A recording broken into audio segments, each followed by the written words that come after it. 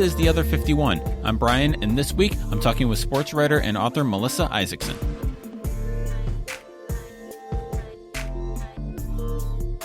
First of all, I'm wondering how your semester is going teaching at Northwestern.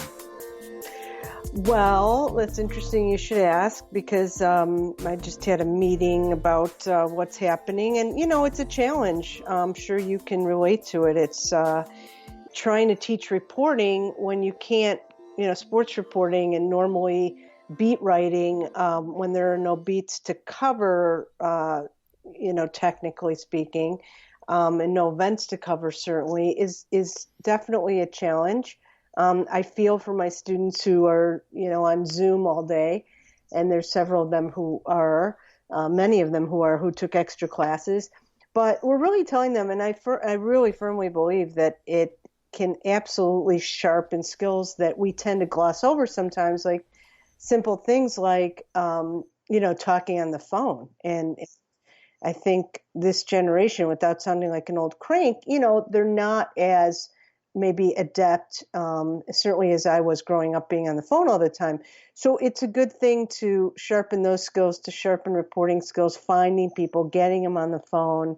All those things are really great. And you can still develop sources and relationships and do a lot of things and a lot of, again, skills of beat reporting that you would have done before. So that's what we're telling our students. That's what I'm telling my students.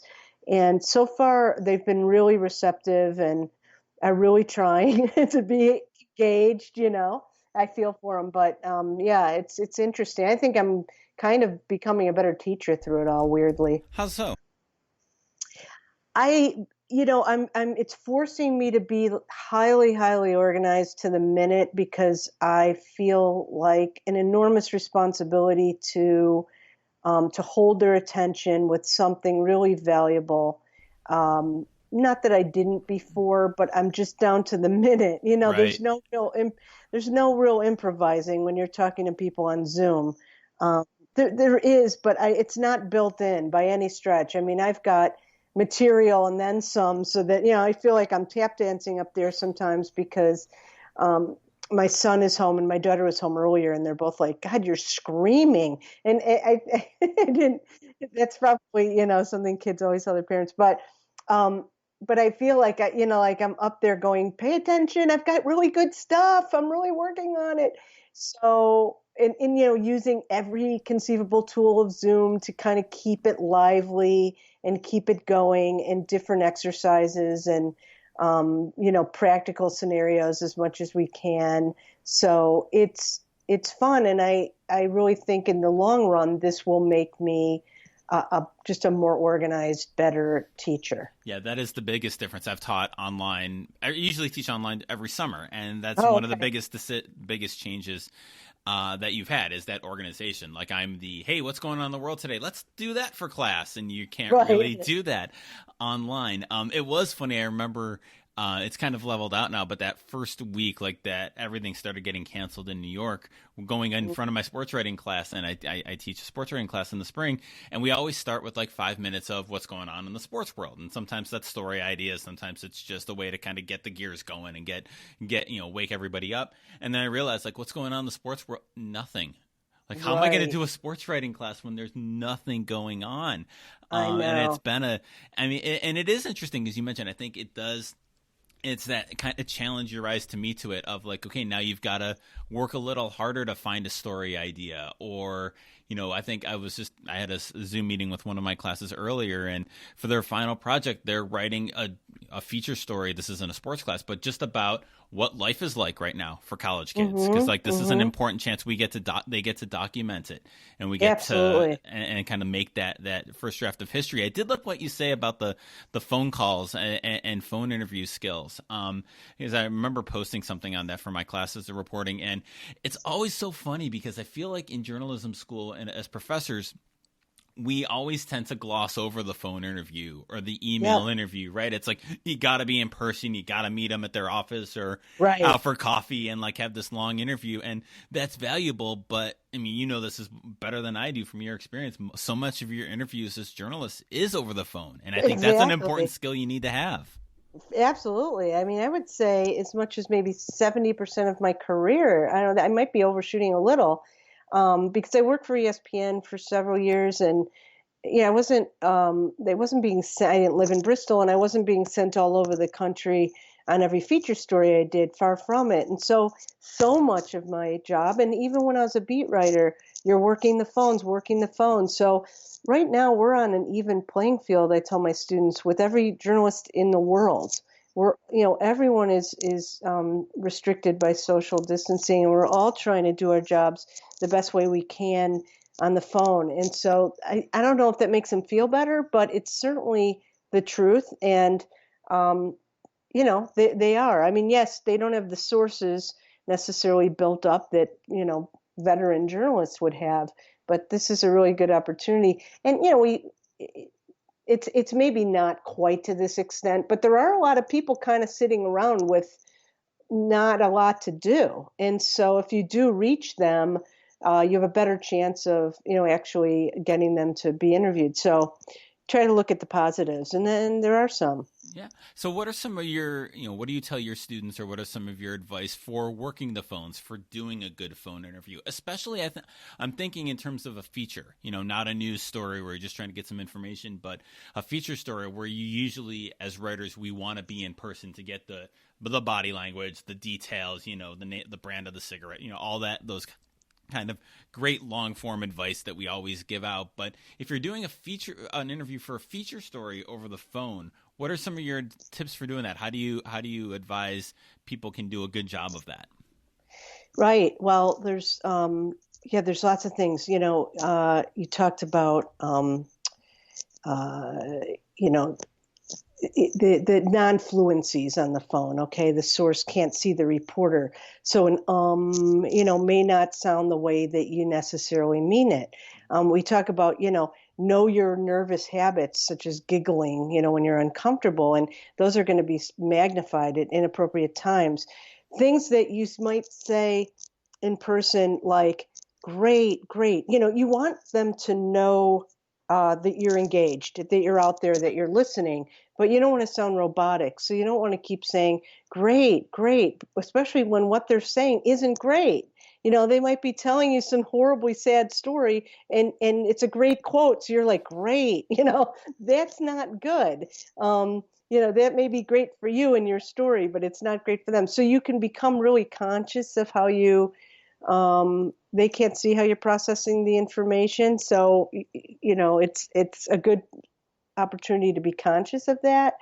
We talk about typing.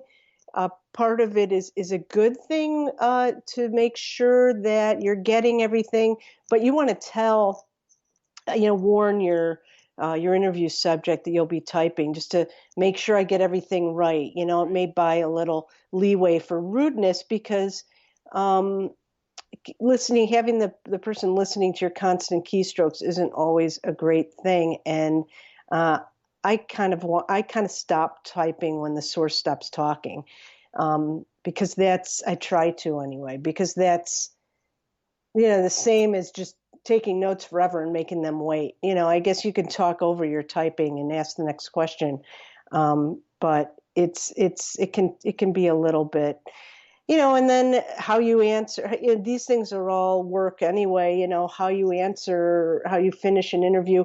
If you say 15 minutes, keep it to 15 minutes. When you're finished, saying like, that's all I need, thanks, is not really a good way to finish an interview. It's a little abrupt. So while you want to respect the subject's time, you still want to ease into it a bit and ease out of it a bit. So, but a lot of the things are still good. Interviewing techniques are all the same. But those are a few little phone things that I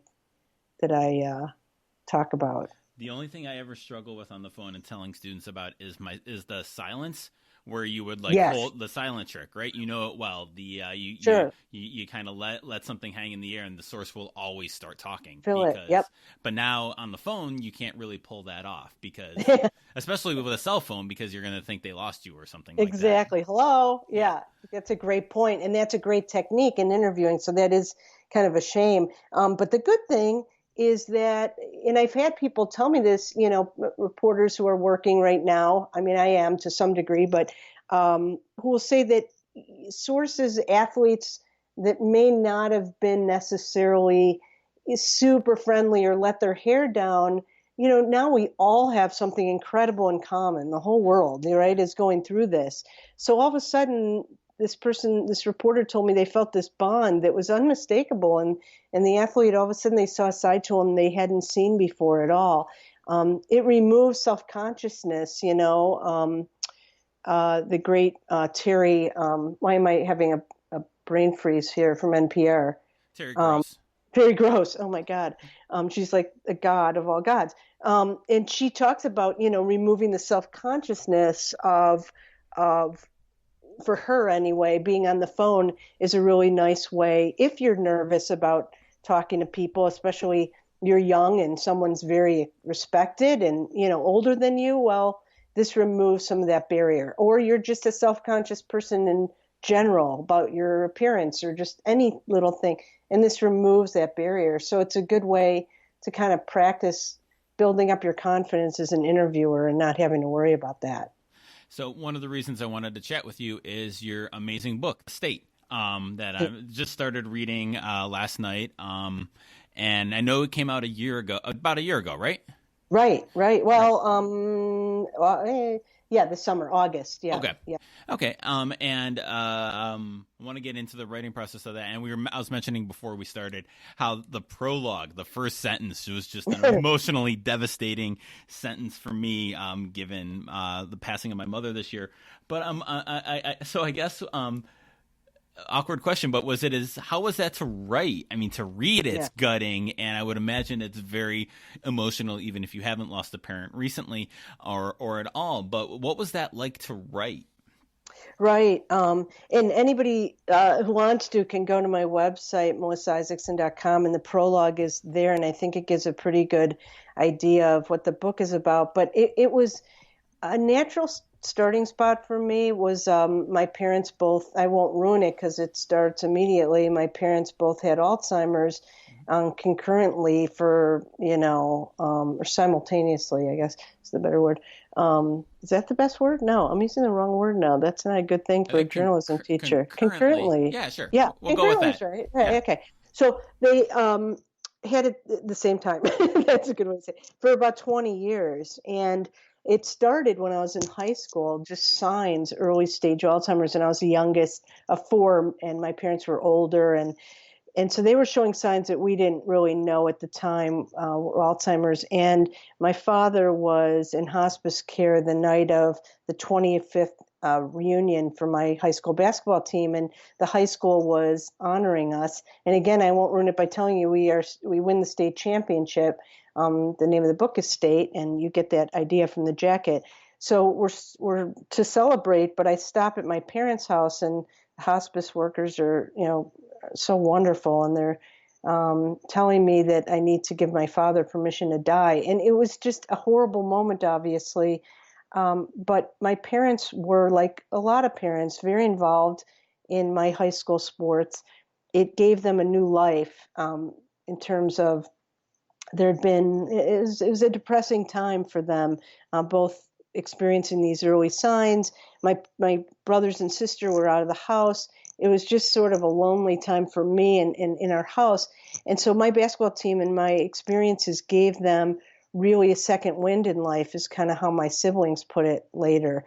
So their memories of that and their, going back to celebrate it was really, really sad for me. And I thought, what am I doing? What am I, saying goodbye to my father? And then I'm going to this celebration. It's ridiculous. And the hospice people were saying, no, you should go, and, nothing's going to happen today. And so the prologue begins with me talking to my parents about high school and what, I remembered and seeing sort of a glimmer in my mother's eye, and then going to this reunion. And then the book is a flashback. And, when I walked into that gym, I could still remember these parents that I hadn't seen in 25 years, most of them. And they're all kind of smiling at me and looking beyond me, expecting to see my parents.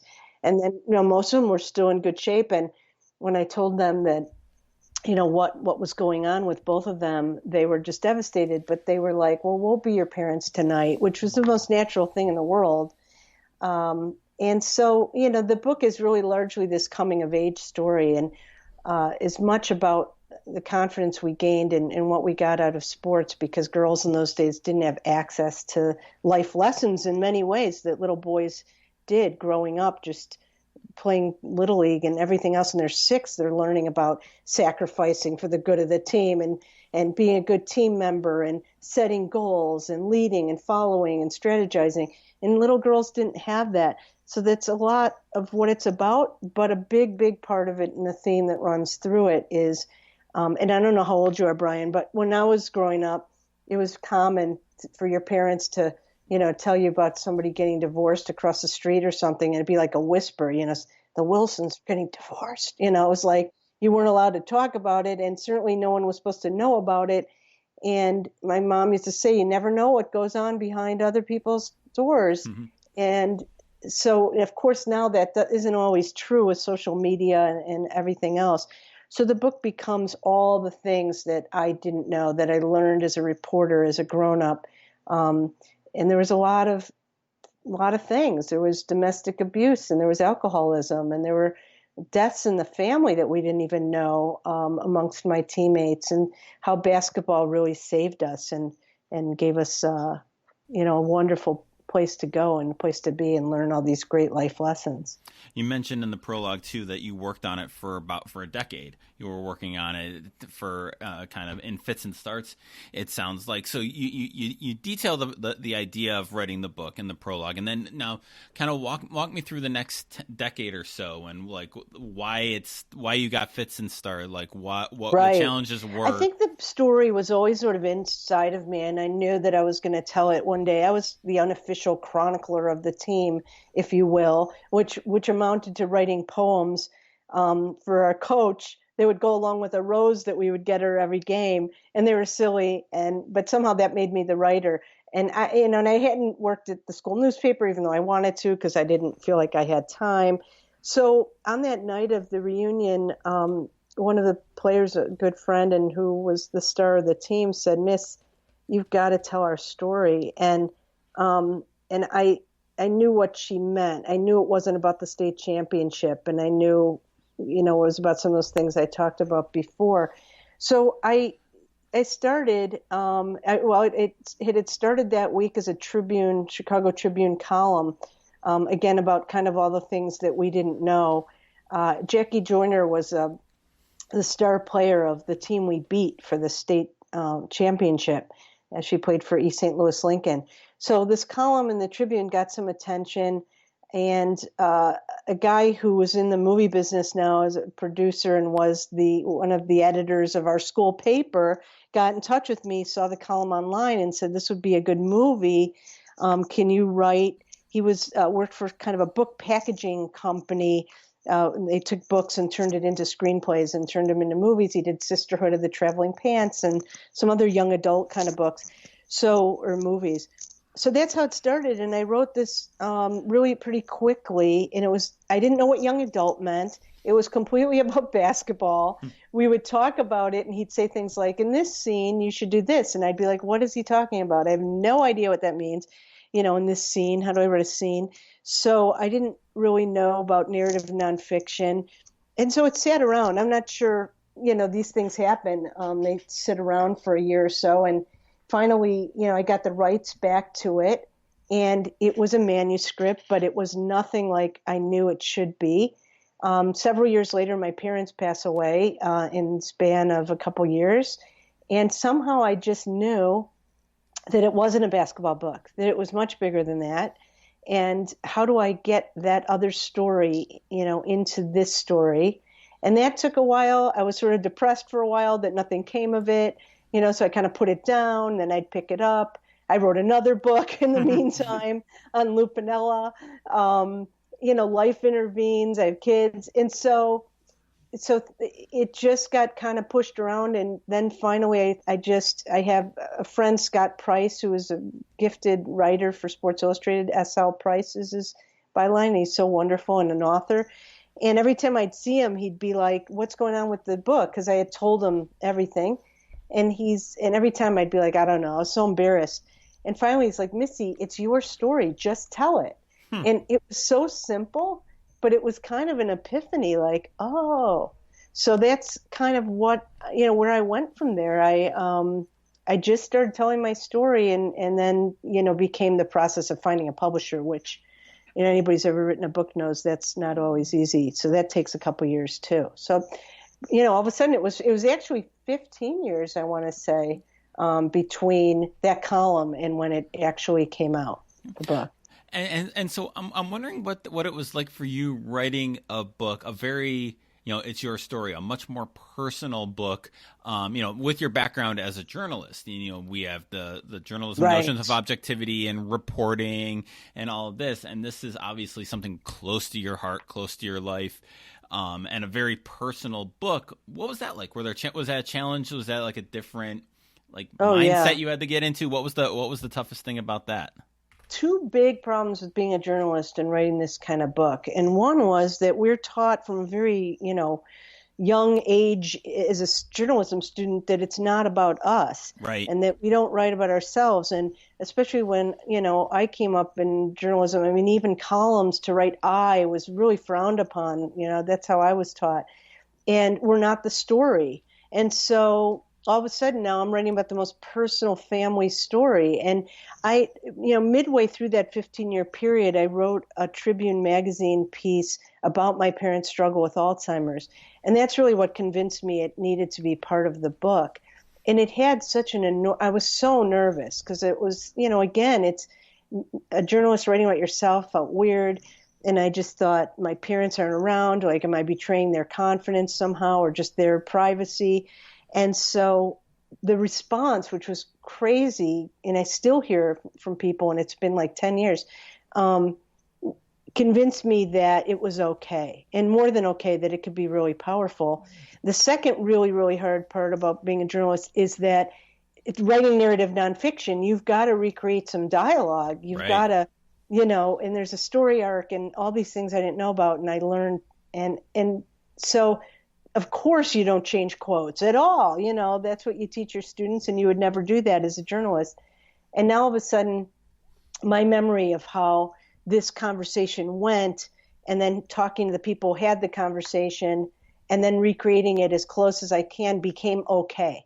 And it wasn't okay. It was not okay at the beginning. And I needed my editor to be like, no, it's really okay for the purposes of the story and the narrative. So that was weird. That was really weird. So looking back on it now, the book's been out almost a full year now, 8-9 months now as we're recording this. I mean, how emotional a time, I don't know if that's the right word or a loaded question, but when the book is coming out and you've been working on this for so long and it's your story and it's all of this, what was that time like when you're releasing it and now it's out to the public and your teammates are reading it and people involved with it are reading it and strangers are reading it? What was that like? Yeah, I think, there was many nerves beforehand, and I would kind of dribble out parts to teammates, certainly personal parts of their story that they were generous enough to share. I would make sure in every way that they were okay with it. That maybe as a reporter, you wouldn't necessarily keep going back to your source and be like, are you sure you're okay? I know we're on the record, but this is very personal. Are you sure? You would never do that. But I did that with my teammates. And so by the time it came out, I was really excited. I really was. I was excited. I was relieved. I was pretty happy with it, as much as you can be as a journalist. We're never we're all neurotic. And, you could write the littlest thing. And as soon as you file it, you're like, oh, that's terrible. And, I should have done this. I should have done that. So, seeing a book where obviously you can't change it, that final day, when they tell you a few months before, this is the absolute drop dead, you cannot change. Stop trying to change things. You cannot do it. That was a moment of sheer panic. And then once you get over that and you see the actual book, it's cool. It was pretty cool and pretty fun. And I had a feeling unlike maybe anything I've ever done that I really wanted to share it with kind of, that's not so corny. I wanted to share it with the world, but I wanted to share it with others. I wanted people to read it because I thought that it would resonate with different people and different, ages and genders and yeah. Well, and one of the other reasons I want to talk to you, apart from the book and teaching and your amazing career and all that, is obviously The Last Dance. The Chicago Bulls documentary is on ESPN. Parts 3 and 4 aired last night. You've been watching it, right? Oh gosh, yeah, glued. What's it like for you, who covered this team, to watch this documentary about this team? Right. Well, I didn't think I'd be as excited as I was. When I heard it was first being made, I was, mildly interested for sure. And then, I heard, well, there's going to be footage that was never before seen. And I got more and more excited. They interviewed me.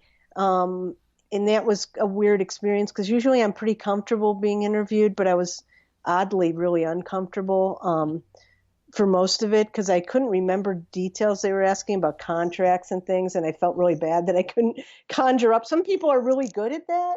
Some people can, really, really remember things. And some things I do, but obviously I wrote a blog about the things I remember, and they're silly things, a lot of them, and funny things, and not necessarily the terms of Scottie Pippen's second contract. So that was kind of weird. But as the momentum got closer to it, being released, and then, of course, they pushed it up under the circumstances, and it was a great decision to make it come out sooner. I was really excited and still am because I'm watching it as if part of it, of course, feels so familiar, and then part of it's like I'm anybody else. Like, what's going to happen? Right? What's going to happen next? What are they going to show? So, and it's so well done. It's just so well done. Did you cover? I'm trying to remember. Did you cover all 6 titles? It's the principal beat writer for the Tribune. I covered the first 3, but okay. The second 3 I was around. I had 2 kids in the interim, and I was the Bears beat writer in the later 3 championships. But in those days, covering the Bears didn't necessarily mean I had to be on the Bears every day of the entire year like it is now. And so I would join the Bulls for various stories here and there and during the playoffs. So I was around. So I know you've been doing a lot of podcasts and interviews, and you probably get asked this question every time, but I can't have you on and not ask this question. So what was covering Michael Jordan and that team like, the first 3 championships, as a journalist? Yeah, it was amazing in the sense, I'm not doing this purposely. It just really is a kind of a link to the book. In that, people say, like, did you know it was really cool that, you're post-Title IX, you were getting these incredible opportunities as girls? And I'm like, no, we really actually were pretty aware. So, with the Bulls, I think we were all aware that we were witnessing something incredible at the time. Often it takes years before you have that perspective to say, like, wow, I covered Michael Jordan. But I was saying, wow, I'm covering Michael Jordan, believe me. And being able to do it, nightly was such a blessing for a young sports writer. It was an enormous responsibility for me, I felt, to bring this incredible time to readers who were very intimately involved and intensely interested, but may never either have the money or the opportunity to be inside that arena, to be inside Chicago Stadium and then United Center. So to me, I was weaving this, almost a book before I even knew how to write a book.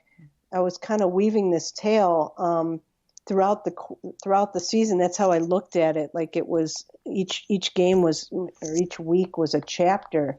So it was really cool. And the team was, unlike any other team in the country and maybe in the world.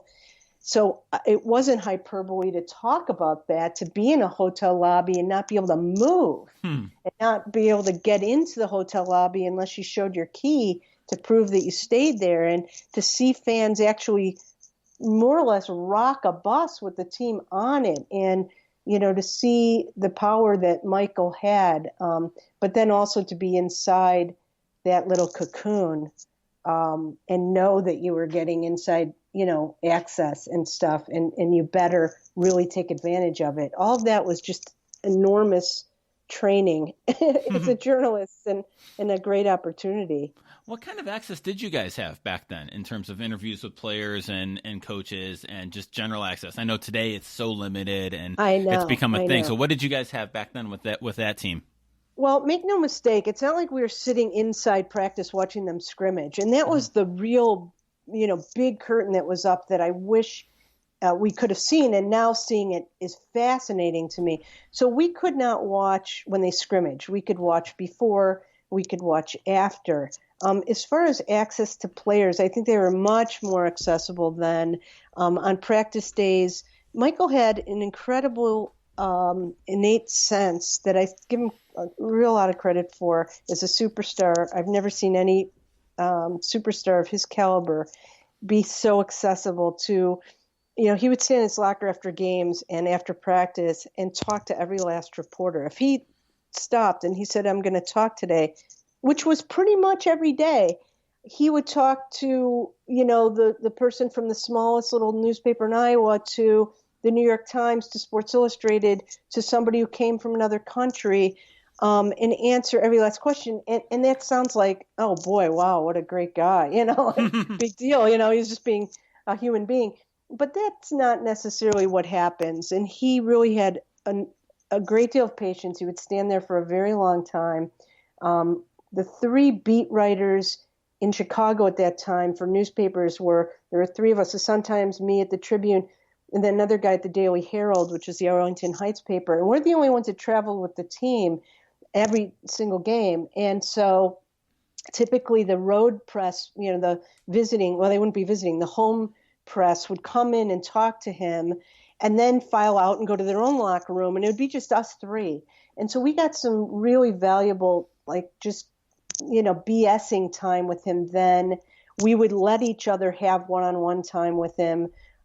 Because we were there every day, we would occasionally get one-on-ones after practice. It wasn't super, frequent, but you'd get it. You'd get it occasionally. So I'd say the access was incredible compared to now. And certainly they'd sit around before games and talk, and because they didn't have enormous locker rooms with like nightclubs and health clubs, right? And juice bars, and so.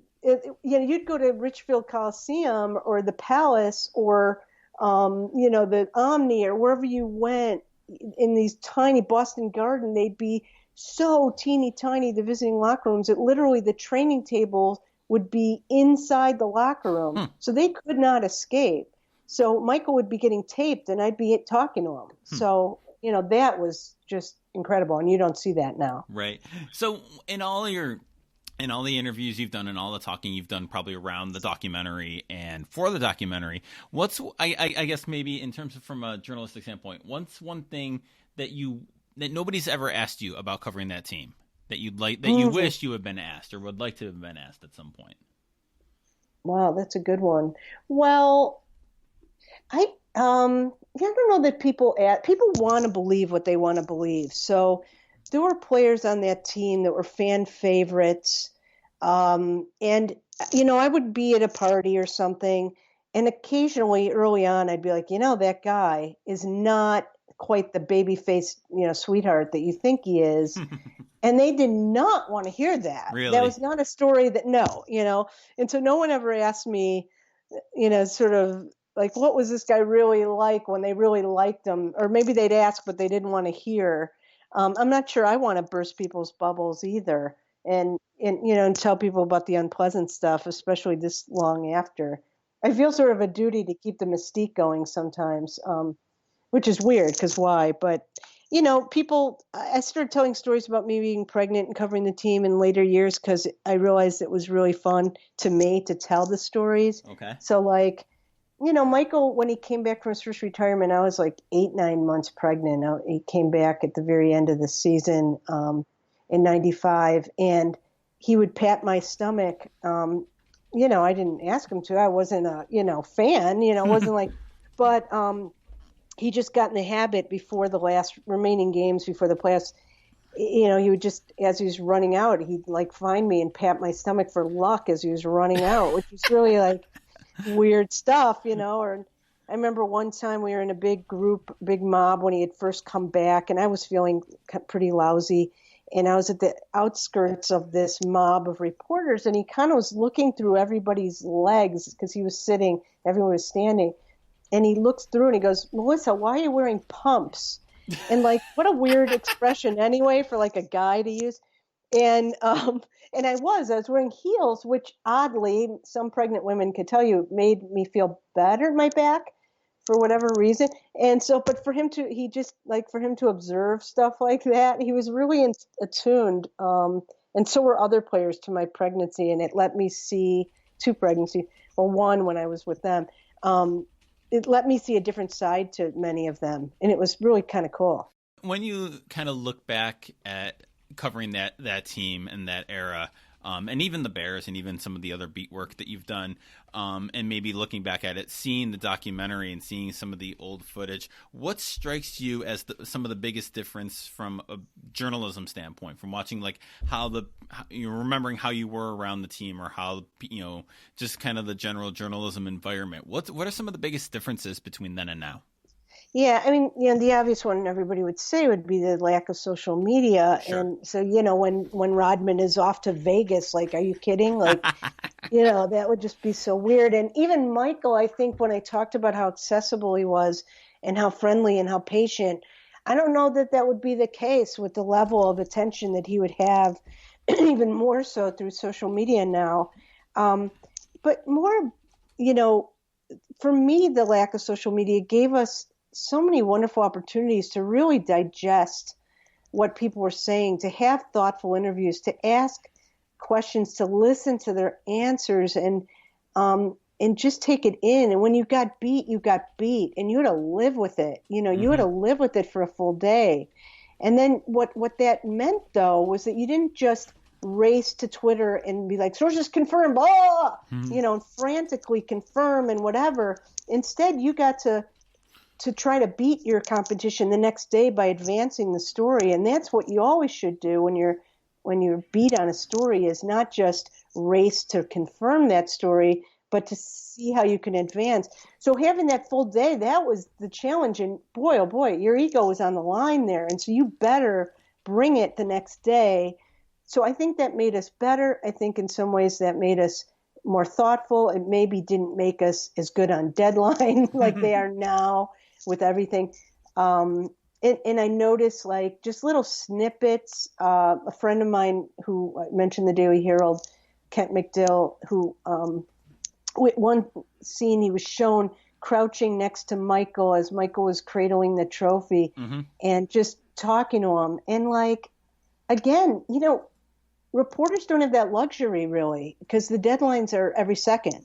The deadline's 24 hours.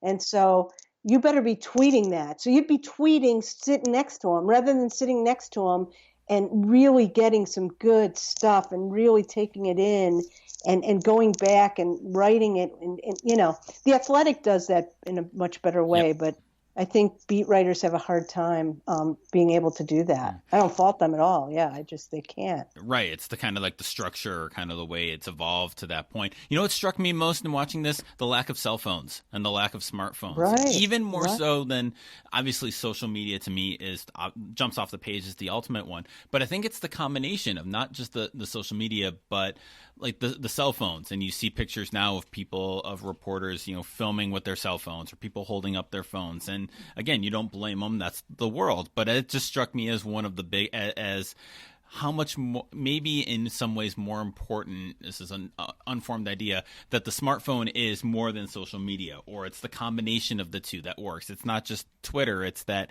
I can tweet from the locker room or right next to the person, or I can film the person and post it right away. And like that combination, and the phone is as important as the platform, I feel like. Yeah, it is. And, again, I'm going to sound like an old crank, but like what happens when you hand every reporter a cell phone and you ask them to record, and we had recorders. I mean, we had, and so we held them out.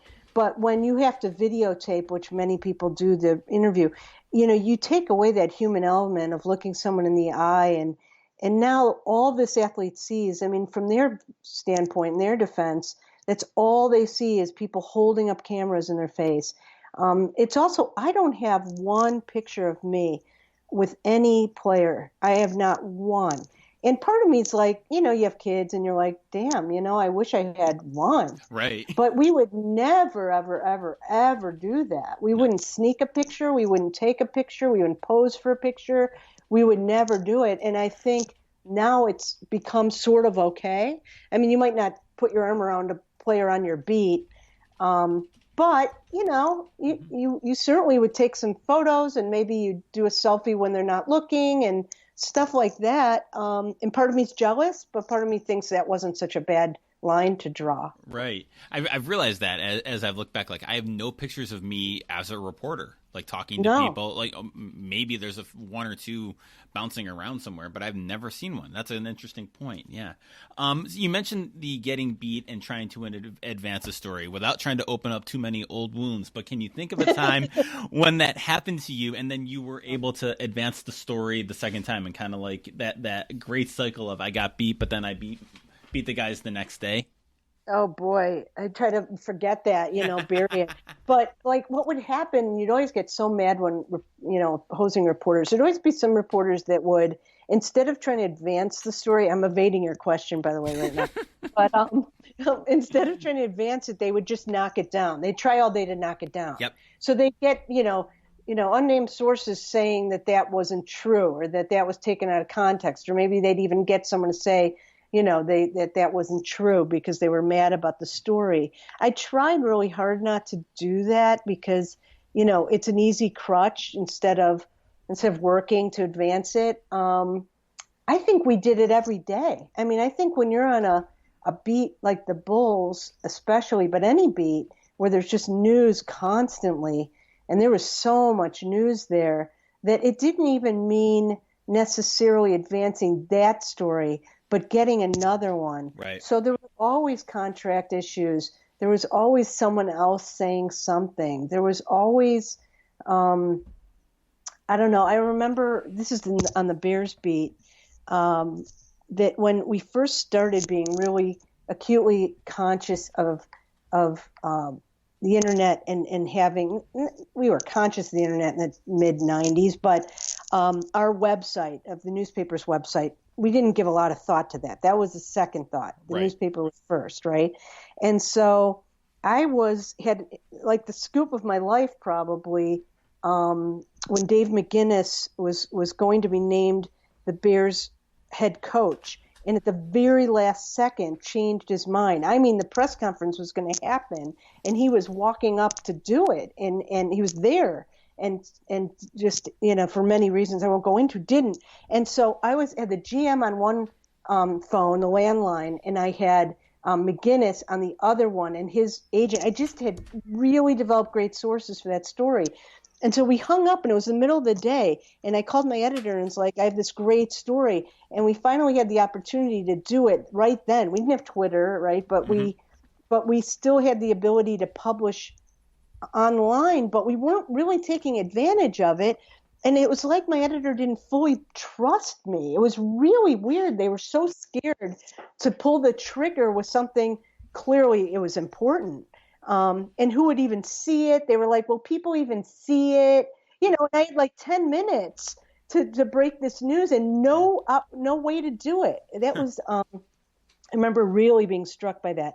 And so I ended up doing afterward this whole TikTok thing, explaining how I knew everything. But, now that would never happen. You'd be, tweeting up a storm, and then everybody else would be like, oh, yeah, I confirmed it. And it would be bull because they didn't confirm it. Yeah. Right. I know. I remember that from like when I started publishing stuff online. I remember covering NCAA. I was covering St. Bonaventure, and they played Kentucky in the NCAAs, and we were an afternoon paper. That's how long ago this was. It was an afternoon paper, and they played the first game of the tournament. So it was the 12-15 Tuesday game. So the game goes to double overtime. They lose. So it's like 3 o'clock when they lose. And so my game story is not going to run until the next afternoon. So Friday afternoon's paper. And so I convinced my editors to write a little game story to post on the internet. This was 2000. And it was like, are we sure we want to do this? Are we going to give away the storm? Like, no, everyone's seen the game. So we might as well acknowledge that. So One of our columnists at Tribune, real fast. We were at one of the Olympics in Beijing, and he wanted several updates. And so the columnist at one point looked at the editor, and the editor was on site in Beijing, and he said, "You mean I have to write 2 columns today?" He goes, "Are you going to pay me double?" and the editor goes, "Or you could go home and not cover it at all," like that. And I'm not sticking up for the editor, because the editor was really a piece of work. But that was the editor who's like, "Wait a second, what?" Mm-hmm.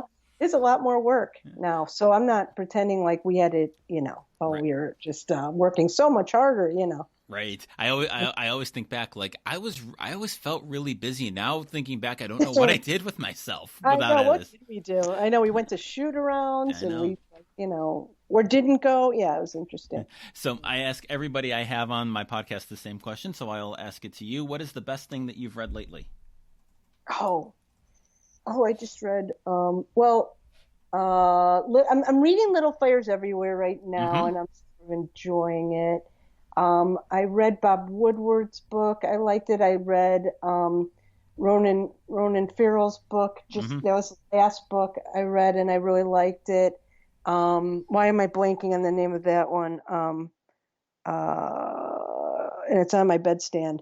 I read Educated probably before that, which was like a year after it came out. That was wonderful and powerful. I'm finding myself reading more nonfiction for some reason. I mean, Little Fires Everywhere isn't, but yeah, it's a hard question to ask. I did rattle off some, but normally I have a hard time remembering, names of books and stuff, because I just kind of read like 2 at a time sometimes. Right, I'm reading like 4 at a time right now, thanks to quarantine. Yeah, but I mean, it's a good problem to have. But yeah, and then you get all of them from the library at the same time, so it's crazy. Right. I love the library, absolutely. Yeah, it's a good time to read for sure. Yes. All right, Melissa, the book is State. It's been out since August. I will have a link to the IndieBound link for this in the show notes, so that you can support your local bookstore if you want to read it. And Melissa, this has been amazing. Thank you so much for taking the time with me this week. Oh, so fun, Brian. Thank you so much.